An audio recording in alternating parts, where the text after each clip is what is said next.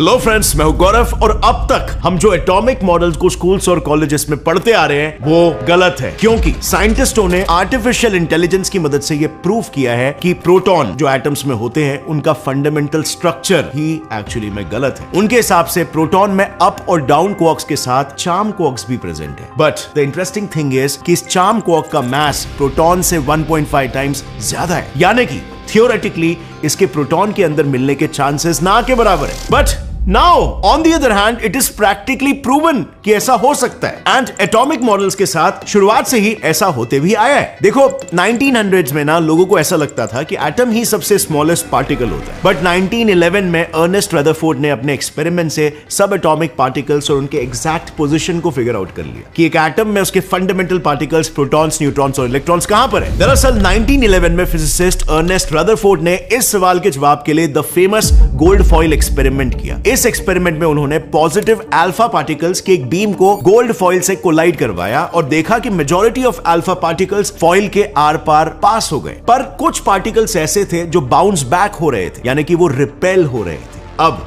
Positively charge alpha particles का repel होना यही प्रूव कर रहा था कि जिस पॉइंट से वो रिपेल हो रहे हैं वहां पर कोई पॉजिटिव चार्ज जरूर मौजूद होगा।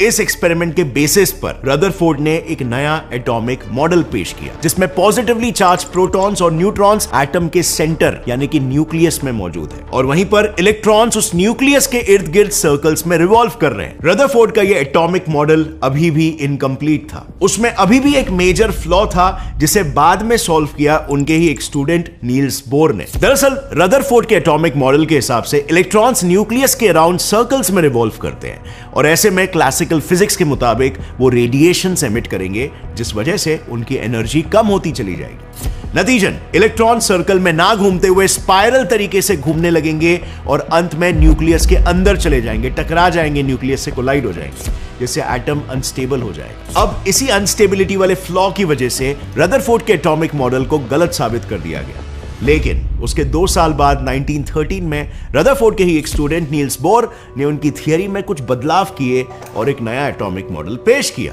उनके एटॉमिक मॉडल के हिसाब से इलेक्ट्रॉन स्पेसिफिक स्टेशनरी ऑर्बिट्स में रिवॉल्व करते वक्त एनर्जी रेडिएट नहीं करते हैं, बल्कि ये रेडिएशन सिर्फ तभी होता है जब इलेक्ट्रॉन्स एक ऑर्बिट से दूसरे में जंप करते हैं। अब ये थियरी काफी सारे जेन्युइन एक्सप्लेनेशंस और एविडेंसेस के चलते काफी वाइडली एक्सेप्ट हुई। साइंटिस्टों ने सोचा मे बी इसके आगे हमें जाने की कोई जरूरत नहीं, क्योंकि हमने सबसे सूक्ष्म पार्टिकल्स ऑलरेडी फाइंड कर लिए और उनके वर्किंग मैकेनिज्म्स भी जान लिया। अंटिल साल 1936 जब कुछ फिजिसिस्ट ने एक ऐसा पार्टिकल डिस्कवर किया जिसकी प्रॉपर्टीज इलेक्ट्रॉन जैसी ही थी लेकिन मास उससे ज्यादा था। मैं बात कर रहा हूं साल 1936 की, जब अमेरिकन फिजिसिस्ट कार्ल एंडरसन ने एक एक्सपेरिमेंट के तहत वाटर वेपर को ऑलमोस्ट फ्रीज करके एक क्लाउड चेंबर बनाया जिसके थ्रू हाईली एनर्जाइज्ड पार्टिकल्स पास किए और इस एक्सपेरिमेंट में उन्होंने कुछ ऐसे पार्टिकल्स को डिटेक्ट किया जो इलेक्ट्रॉन्स की तरह नेगेटिवली चार्ज तो थे बट उनका मास इलेक्ट्रॉन से भी ज्यादा था और इसीलिए उन्होंने इन पार्टिकल्स को नए पार्टिकल्स के तौर पर क्लासिफाई किया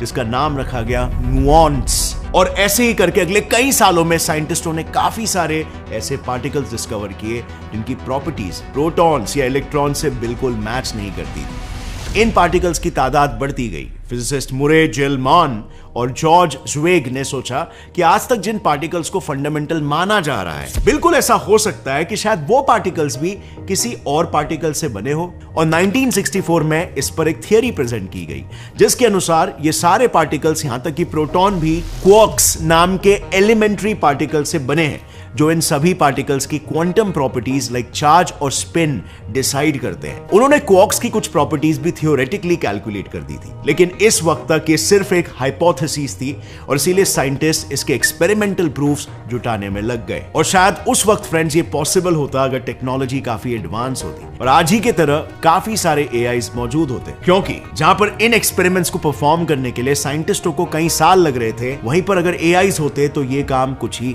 दिनों में हो जाता। इनफैक्ट आप भी एआईज के जरिए अपना समय बचा सकते हो just by learning how to use it properly. और आप भी फ्रेंड्स ये सुपर इंपॉर्टेंट टूल्स जैसे चैट जीपीटी और एआई एआई को सीख सकते हो, वो भी बिल्कुल फ्री में through growth schools 3 paid ChatGPT and AI workshop जो ग्रोथ स्कूल के फाउंडर वैभव सिसिंती खुद कंडक्ट कर रहे हैं। अब जैसे कि मैंने बताया, वैसे तो ये पेड वर्कशॉप है, लेकिन मेरे लॉयल व्यूअर्स के लिए पहले 1000 लोगों के लिए ये वर्कशॉप बिल्कुल फ्री होगा। Now let me tell you friends, ये वर्कशॉप एक्सट्रीमली वैल्यूएबल है और मैंने खुद इसे अटेंड किया है मेरे कोर टीम मेंबर्स के साथ, और इस वर्कशॉप से मुझे काफी सारे रिसर्च रिलेटेड एआई टेक्निक्स सीखने को मिले, जिसे मैं गेट्सइटफ्लाई साइंस चैनल की रिसर्च और प्रोडक्शन क्वालिटी को बढ़ाने में यूज कर रहा हूं। मैं तो पर्सनली आज के तारीख में इस वर्कशॉप को 5 आउट ऑफ 5 की रेटिंग दूंगा, क्योंकि इसमें साथ में यह भी सिखाया गया है कि हम एआई की मदद से जॉब कैसे ढूंढ सकते हैं, कैसे कुछ मिनटों में विड्स और एड्स बन सकते हैं। और ये वर्कशॉप आपको आज के जमाने के अनगिनत पॉसिबिलिटीज को बताता है और टेक्नोलॉजी को एम्ब्रेस कराता है। So I highly recommend this workshop, और फर्स्ट 1000 लोग को फ्री है,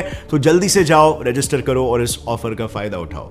link is in the description. तो हम बात कर रहे थे क्वार्क्स का कॉन्सेप्ट सिर्फ अभी तक एक हाइपोथेसिस ही था, और इनके प्रेडिक्टेड प्रॉपर्टीज को प्रूव करने के लिए साइंटिस्टों ने 1976 से 1973 तक कैलिफोर्निया के स्टैनफोर्ड लीनियर एक्सीलरेटर में काफी सारे पार्टिकल एक्सीलरेटिंग एक्सपेरिमेंट्स किए, जहां पर इलेक्ट्रॉन को काफी हाई स्पीड्स में प्रोटॉन के साथ कोलाइड करवाया जाता था, जिस वजह से प्रोटॉन्स को ब्रेक करके उसके अंदर के पार्टिकल्स को डिटेक्ट किया जा सके। और इसी तरह से उन्हें पता चला कि प्रोटॉन्स एक्चुअली में 2 अप क्वार्क और एक डाउन क्वार्क से बना हुआ है, जो एक दूसरे से ग्लूऑन्स के थ्रू जुड़े हुए हैं। ग्लूऑन्स बेसिकली वो पार्टिकल्स होते हैं जो स्ट्रॉन्ग न्यूक्लियर फोर्स को मीडिएट करते हैं। अब ये सभी पार्टिकल्स इतने छोटे थे कि उन्हें डिटेक्ट करने के लिए साइंटिस्टों को कई बार ये एक्सपेरिमेंट्स इलेक्ट्रॉन्स की अलग अलग स्पीड के साथ दोहराना पड़ा। लेकिन ऐसे ही एक एक्सपेरिमेंट में उन्हें प्रोटॉन में चार्म क्वार्क मिला, जिसका वहां पर होना नामुमकिन सा था, क्योंकि चार्म क्वार्क का मास प्रोटॉन से 1.5 गुना ज्यादा होता है। और इसीलिए साइंटिस्टों ने इसी थियरी को फॉलो किया कि प्रोटॉन्स 2 अप क्वार्क्स और एक डाउन क्वार्क्स बस इन 3 क्वार्क से ही बने हुए हैं। लेकिन फिर मैच्योर हुआ क्वांटम फिजिक्स, और उसने दोबारा से प्रोटॉन के स्ट्रक्चर पर ही सवाल खड़े कर दिए। क्वांटम फिजिक्स के अनुसार प्रोटॉन का कोई फिक्स स्ट्रक्चर नहीं है, और ना ही वो सिर्फ 3 क्वार्क से बना हुआ है। इनफैक्ट वो एक क्वार्क सी से बना हुआ है, जिसमें सभी क्वार्क्स और एंटी क्वार्क्स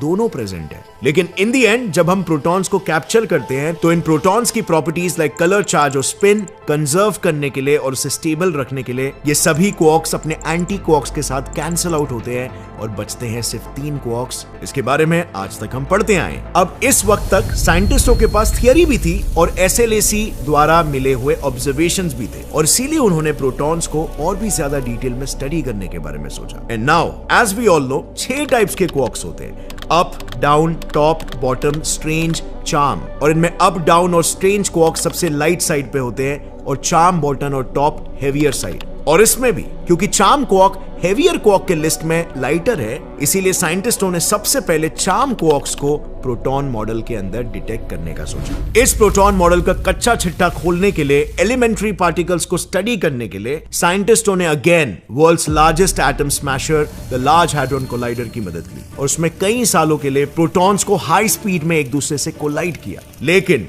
इन कोलिजन्स में उन्हें मिले हुए रिजल्ट्स काफी वियर्ड थे। आई मीन इन कोलिजन्स में उन्हें चार्म क्वार्क्स तो मिले, लेकिन वो इंट्रिंसिक है या एक्सट्रिंसिक, उसका उनके पास कोई सबूत नहीं था। बेसिकली इंट्रिंसिक यानी जो क्वार्क्स नेचुरली प्रोटॉन्स में प्रेजेंट है, और एक्सट्रिंसिक यानी जो एक्सटर्नल फैक्टर्स की वजह से क्रिएट हुए। कई साइंटिस्टों का कहना था कि उन्हें जो क्वार्क्स मिले वो ग्लूऑन्स, जो पार्टिकल को ग्लू की तरफ बांध के रखते हैं, जैसे हमने कहा जो स्ट्रॉन्ग न्यूक्लियर फोर्स को कैरी करते हैं, उनके स्प्लिट होने से फॉर्म हुए हैं। एंड अकॉर्डिंग टू साइंटिस्ट, जो क्वार्क्स डिटेक्ट हुए हैं वो सभी हाई एनर्जीज में ग्लूऑन्स कैसे बिहेव करते हैं उसका रिजल्ट है। पर इन ऑब्जर्वेशन से उन्हें ऐसा लगा कि चार्म क्वार्क शायद इससे कम एनर्जीज पर एग्जिस्ट करते होंगे, और इसीलिए उन्होंने इस रिसर्च को ऐसे ही कंटिन्यू करने का सोचा। लेकिन कुछ समय बाद उन्हें यह पता चला कि अगर वो मैनुअली इस प्रोसेस को करते रहे तो इसके एक्यूरेट रिजल्ट्स के लिए कई साल लग जाएंगे। और तब जाके उन्हें आइडिया आया कि क्यों ना एआई की मदद ली जाए। अब एआई की मदद से वो at a time single proton model को टेस्ट करने के बजाय 100